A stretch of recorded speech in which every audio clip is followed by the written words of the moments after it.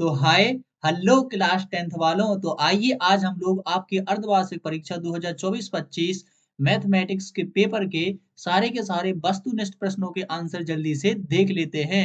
और ये पेपर आप लोग अभी अभी करके आए हो। तो भैया ये रहा पहला क्वेश्चन। तो सही विकल्प चुनकर हम लोगों को आंसर बताने थे। तो पहला समीकरण यहाँ पर ये शर्त दी गई है, इसमें से बताना था कि ये कौन सी शर्त है जब समीकरण का कोई हल नहीं होगा।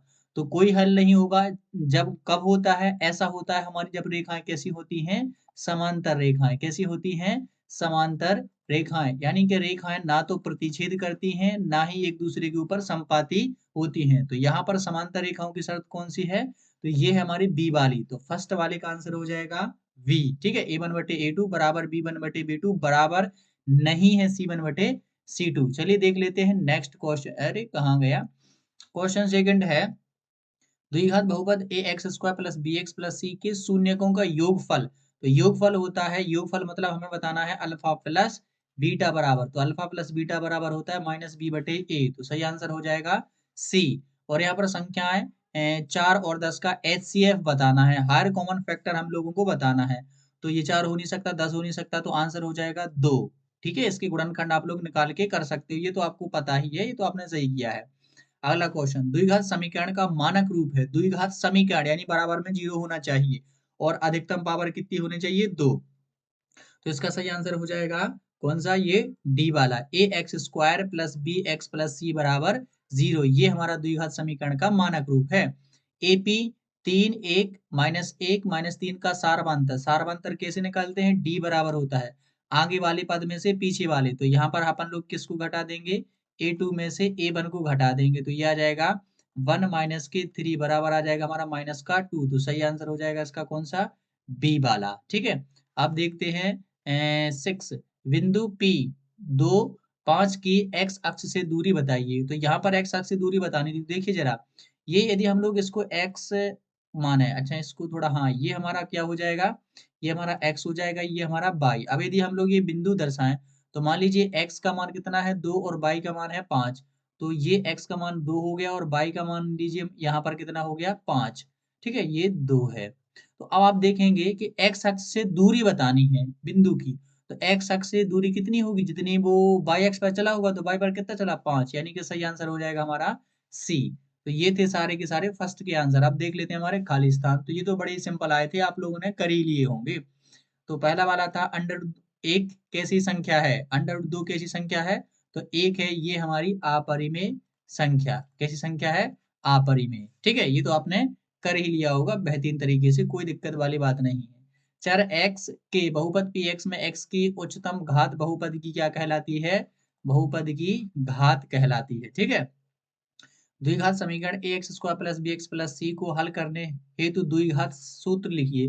तो द्विघाती सूत्र लिखना है तो ये होता है हमारा x बराबर माइनस के B plus minus under root में होता है हमारे पास में बी स्क्वायर माइनस 4ac बटे में होता है कितना बच्चों, वटे में होता है हमारे पास में 2a।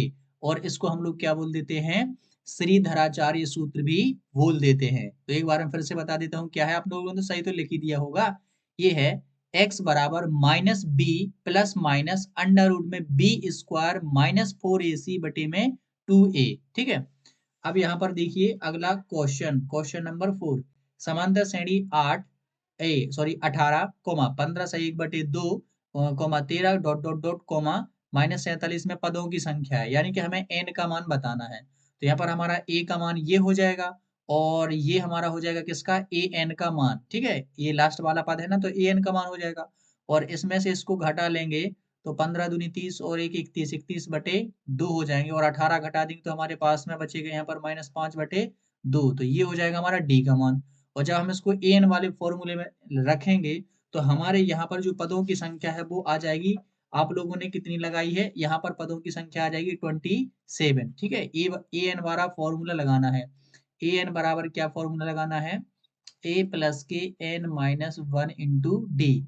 और यहाँ पर देखिए ये वाला आप लोगों को क्या लगाना है, फॉर्मूला। अच्छा आंसर तो मैंने बता दिया, मैं बता रहा हूँ कैसे करना है। an का मान -47 रख देना, a का मान रख देना 18, n का मान ज्ञात करना, ज्यों कहते हैं d का मान रख देना -5/2। तो आंसर आ जाएगा 27। पांचवा है सभी खालिस्तान त्रिभुज समरूप होते हैं। तो इसका सही आंसर हो जाएगा समबाहु। ठीक है, सभी समबाहु त्रिभुज कैसे होते हैं? समरूप होते हैं। चलिए देख लेते हैं नेक्स्ट। अरे भाई कहाँ जा रहा है तू, इधर आ जा। Question number 5। त्रिज्या r वाले वृत्त के एक त्रिज्यखंड का कोण अंशों में थीटा है के संगत चाप की लंबाई। चाप की लंबाई, तो चाप की लंबाई का फॉर्मूला मैं यहाँ पर बराबर करके लिख देता हूँ। ये होता है थीटा बटे 360 और वृत्त की परिधि इंटू में क्या हो जाएगा 2 पाई आर। अब यदि इससे इसको अपन लोग काट देते हैं तो यही फॉर्मूला क्या बन जाएगा अपने पास में, थीटा बटे 180 और पाई आर। तो चाहे आप लोग ये लिख दो चाहे आप लोग ये लिख दो, दोनों के दोनों सही हैं। ये हमारे चाप की लंबाई का सूत्र होता है। ठीक है, और अगर हमें वृत्त का क्षेत्रफल निकालना है तो थीटा बटे 360 पाई आर का स्क्वायर यानी वृत्त का क्षेत्रफल रख देते हैं। ठीक है, तो ये थे सारे के सारे आंसर। आप देख लेते हैं नेक्स्ट। नेक्स्ट क्वेश्चन नंबर 3 में हमारे सत्य सत्य। ठीक है, तो सत्य सत्य देख लेते हैं आप लोगों ने कितने सत्य किए हैं कितने असत्य। कहाँ गया भाई, ये रहा। तो पहला है द्विघात बहुपद के शून्यकों का गुणनफल। गुणनफल होता है सी बटे ए, बिल्कुल सत्य है भाई साहब, सी बटे ए यानी कि अल्फा इंटू बीटा बराबर होता है सी बटे ए। और योगफल की तो बात कर ही ली, माइनस बी बटे ए। ठीक है, दूसरा सभी सम द्विबाहु त्रिभुज समरूप होते हैं, तो ये हो जाएगा असत्य। अभी अभी हम लोगों ने यहाँ पर किया है, आप लोग देखिए अभी अभी हम लोगों ने यहाँ पर किया है कि सभी समबाहु त्रिभुज समरूप होते हैं, ना कि समद्विबाहु। तो ये हमारा दूसरा कैसा हो जाएगा, असत्य हो जाएगा। ठीक है, क्या हो जाएगा, असत्य। अगला, एक वृत्तखंड का क्षेत्रफल बराबर होता है संगत त्रिज्यखंड का क्षेत्रफल माइनस त्रिभुज का क्षेत्रफल। तो बिल्कुल ये हमारा कैसा है, सत्य। देखिए कैसे, ये हमारा सत्य है। देखिए कैसे, जैसे एक वृत्त है, अब वृत्त में मान लीजिए ये हमारे पास में एक त्रिज्यखंड है। अब त्रिज्यखंड के संगत हमें मान के चलिए इस वृत्तखंड का क्षेत्रफल निकालना है इसका। तो हम क्या करेंगे, पहले हम लोग इस त्रिज्यखंड का क्षेत्रफल निकालेंगे, फिर उसमें से ये अंदर वाले त्रिभुज को घटा देंगे तो हमारे पास में ये वाला बच जाएगा। ठीक है, तो ये बिल्कुल हमारा सत्य है। और घन का आयतन ए का क्यू होता है, बिल्कुल भाई साहब सत्य है, घन का आयतन ए का क्यू होता है। और ये वाला जो क्वेश्चन है ये तो मैंने अपने कम्युनिटी पोस्ट में भी डाला था, तो आप लोग देखते रहिएगा, है ना, वो भी चेक करते रहिएगा। बहुत सारे मैं ऐसे ही क्वेश्चन डालता हूँ और इस पर बहुत ज्यादा लाइक थे, तो जिसने देखा होगा तो ये तो कर ही लिया होगा। अगला क्वेश्चन 5वां, त्रिकोणमितीय अनुपातों की सहायता से किसी वस्तु की ऊंचाई या लंबाई या दो सुदूर वस्तुओं के बीच की दूरी ज्ञात की जा सकती है। बिल्कुल भाई साहब सत्य है। ये हम लोग त्रिकोणमिति के अनुप्रयोग में यही तो पढ़ते हैं, किसी वस्तु की ऊंचाई या लंबाई, मीनार की लंबाई ज्ञात कीजिए, सीढ़ी की लंबाई ज्ञात कीजिए, हम लोग यही तो निकालते रहते हैं। और दो वस्तुओं के बीच की दूरी यही तो निकालते हैं, तो ये सत्य है। अगला क्वेश्चन, अर्धगोले के आयतन का सूत्र 1/3 पाई आर क्यों होता है जबकि आर गोले की त्रिज्या, तो ये हो जाएगा भाई साहब असत्य। ठीक है, क्यों हो जाएगा, क्योंकि गोले का, अर्धगोले का जो आयतन होता है वो होता है, मैं यहाँ पर लिख देता हूँ, ये होता है हमारे पास में 2/3 पाई आर का क्यू, यानी कि एक की जगह पर क्या होना चाहिए था, 2। ठीक है, तो ये हो गया हमारे। अच्छा, इंग्लिश वाले भी आप लोग कर सकते हैं, ये हो गया। ठीक है, क्वेश्चन नंबर 3। अब आ जाती है क्वेश्चन नंबर 4 पर। यहाँ पर थी हमारी मैचिंग। तो मैचिंग ये बड़ी ही सिंपल सी थी, आप लोगों ने तो कर ही ली होंगी, है ना। ये भी मैंने अपने कम्युनिटी पोस्ट में डाली है, सारी की सारी डाली है, 1 2 3 4 ये सारी की सारी मैंने डाली है। ठीक है, sin square theta plus cos square theta बराबर होता है 1, यानी कि ये हो जाएगा हमारा फर्स्ट वाले का आंसर। कॉट ए, कॉट ए का मान होता है, कहाँ है भैया, cot A, cot A, cot A किससे मिलेगा, कॉस ए बटे साइन ए, बिल्कुल। तो ये हो जाएगा हमारा दूसरे का आंसर, कॉस ए बटे साइन ए। और अगला, sec square A minus 1, sec square theta minus 1, ये होता है हमारा टेन स्क्वायर थीटा, क्या होता है, टेन स्क्वायर थीटा। तो ये हो जाएगा तीसरे का। और टेन 60 का मान, ये तो कितनी बार रटवा चुका हूं मैंने ये सारी की सारी टेबल भी डाल रखी है। तो टेन 60 का मान हो जाएगा अंडर रूट के 3। ठीक है, वृत्त को दो बिंदुओं पर प्रतिष्ठित करने वाली रेखा को बोलते हैं छेदक रेखा, तो ये हो जाएगा हमारा 5वें का आंसर। और छठवां, स्पर्श रेखा को घनिष्ठ बिंदु को बोलते हैं स्पर्श बिंदु, तो ये हो जाएगा हमारा छठवां। तो ये रहे सारे के सारे आंसर। और ये बात मानिए, ये चारों के चारों मैंने अपने कम्युनिटी यूट्यूब का जो मेरा यही चैनल का जो कम्युनिटी पोस्ट है ना, उसमें मैंने डाले हैं। तो यदि आप लोग चेक कर रहे होंगे तो ये सारे के सारे बने गए होंगे, है ना, और वैसे भी आप लोगों ने याद कर लिए होंगे। ठीक है, चलिए देखते हैं। ये इंग्लिश में है तो कोई दिक्कत वाली बात नहीं है। अब आ जाते हैं हमारे 5वां क्वेश्चन, एक शब्द या एक वाक्य में उत्तर लिखिए। भाई साहब हमें उन्नयन कोण की परिभाषा लिखनी थी, तो ये तो हमारा एक लाइन से भी ज्यादा में जाएगा, है ना, थोड़ी बड़ी सी परिभाषा होती है उन्नयन कोण की। तो देखिए उन्नयन कोण की परिभाषा क्या है, मैं बोल देता हूँ तो आप लोग समझ जाइए, क्योंकि लिखने में काफी टाइम लग जाएगा, तो मैं बोल देता हूँ। तो कुछ सुन लीजिए कि आपने कैसी लिखी है, वैसे आप लोगों ने सही लिखी होगी। तो क्षैतिज रेखा और दृष्टि रेखा के बीच बनने वाले कोण को उन्नयन कोण कहते हैं, जबकि वस्तु किसी ऊंचाई पर स्थित होती है, यानी कि वस्तु को देखने के लिए हमें अपने सर को उठाना पड़ता है, ठीक है। तो एक बार फिर से बोल देता हूं कि क्षैतिज रेखा और दृष्टि रेखा के बीच बना हुआ कोण उन्नयन कोण कहलाता है, जबकि वस्तु किसी ऊंचाई पर स्थित होती है, ठीक है, यानी कि हमें अपने सर को उठाना पड़ता है वस्तु को देखने के लिए। ठीक है, इतना लिखना था। अगला क्वेश्चन है हमारा, आधारभूत समानुपातिक प्रमेय लिखिए, यानी कि हमें बीपीटी लिखनी थी, बीपीटी लिखना था, ठीक है। बीपीटी इसको थ्योरम को इंग्लिश में बोलते हैं, BPT theorem, basic proportionality theorem. इसका कथन लिखना था, तो इसका कथन भी मैं बोल के बता देता हूँ कि यदि किसी त्रिभुज में किसी एक भुजा के समांतर रेखा खींची जाए तो वो अन्य दो भुजाओं को समान अनुपात में बांट देती है। जैसे देखिए इसका मैं चित्र बना के बता दूं, ये थोड़ी सिंपल सी है।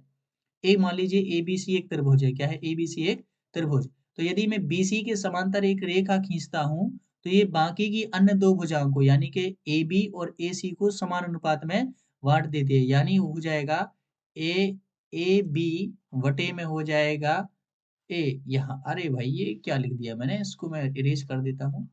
क्या लिख दिया मैं, ये क्या लिख दिया, यहाँ पर बिंदु देना है अपन लोगों को क्या, डी, और यहाँ पर बिंदु दे देना है ई, तो हो जाएगा ए डी बटे में डी बी, और बराबर की हो जाएगा ए ई बटे में ए ई सी, क्या हो जाएगा बटे में ई सी। क्या लिख दिया हूं मैं, बटे में हो जाएगा क्या बच्चों, ई सी। देखिए इतना के बटे में इतना बराबर हो जाएगा ए ई बटे में ई सी। ठीक है, तो ये थी हमारी आधारभूत अनुपातिक प्रमेय। एक बार मैं फिर से बोल देता हूँ, यदि हम किसी त्रिभुज में एक भुजा के समांतर एक रेखा खींचते हैं तो वो अन्य दो भुजाओं को समान अनुपात में बांट देती है, यही तुम लोगों को लिखना था, ठीक है। अब देख लीजिए अगला, ये क्वेश्चन अच्छा था। बिंदुओं 0 0 बा ए बी के बीच की दूरी ज्ञात कीजिए, तो बीच की दूरी का फॉर्मूला लगा देना था। तो बीच की दूरी का फॉर्मूला होता है अंडर रूट में x2 माइनस एक्स वन का whole square plus y2 minus y one का होल स्क्वायर। तो यहाँ पर ये जो मान दिए गए हैं, इनको जब हम लोग इस फॉर्मूले में रखेंगे तो आपका आंसर आ जाएगा a का स्क्वायर प्लस के b का स्क्वायर। तो ये करेक्ट आंसर था, आप लोगों को केवल इतना लिखना था, अंडर रूट में a का स्क्वायर प्लस b का स्क्वायर, इतना सा लिखना था, ठीक है। अब बिंदुओं इतने इतने को जोड़ने वाले रेखाखंड PQ के मध्य बिंदु के निर्देशांक लिखिए। तो मध्य बिंदु के निर्देशांक हो जाएंगे आपके पास में हो जाएंगे, हमें निर्देशांक कैसे लिखते हैं, पहले x का मान फिर y का मान। तो पहले मैं x का मान लिखता हूं, तो x का मान हो जाएगा x1 प्लस x2 बटे में 2, कोमा y1 प्लस y2 बटे में 2। तो ये हमारे इस के रेखाखंड PQ के मध्य बिंदु के निर्देशांक हो जाएंगे।